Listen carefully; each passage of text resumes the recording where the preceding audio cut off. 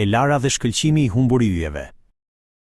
Elara e donte kopshtin e saj. Ajo fliste me bletët, i thoshte mirëmëngjes trëndafilave dhe vëzhgonte se si rritej çdo lule e vetme, e madhe dhe plot ngjyra. Një ditë, pas shkures së trëndafilave më të mëdhenj dhe me gjemba më të butë, Elara pa diçka të rumbullakët.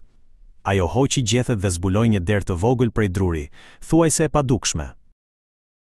Elara shtyu derën dhe hyri brenda. Çfarë drite e mrekullueshme!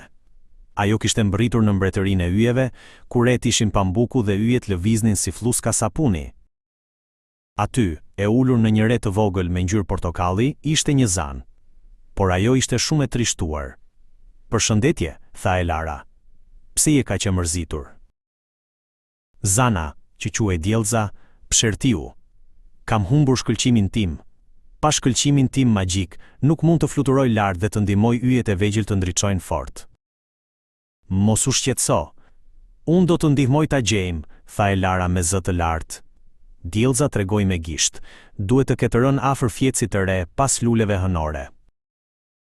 Ata u zvarritën pas luleve të mëdha, blu që ndriçonin. Aty, një krijesë e madhe reje po gërrente me zë të lartë. Dhe pikërisht pranë këmbës së saj të pambukut, diçka e vogël shkëlqente. "Është këtu, por duhet të jemi shumë të qetë," përshpëriti Elara. Ajo u përkul ngadalë, duke u siguruar që fjeci i re të mos zgjohej nga gjumi i tij i thellë. "E gjeta!" Diellza bërtiti e gëzuar dhe vendosi shkëlqimin në qendër të krahave të saj.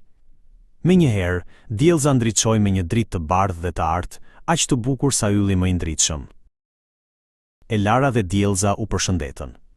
Elara u kthye pas derës së saj, e cila u zhduk pas shkurrës së trëndafilave. Elara e dinte që mbretëria e yjeve ishte aty, duke pritur për vizitën e saj tjetër magjike.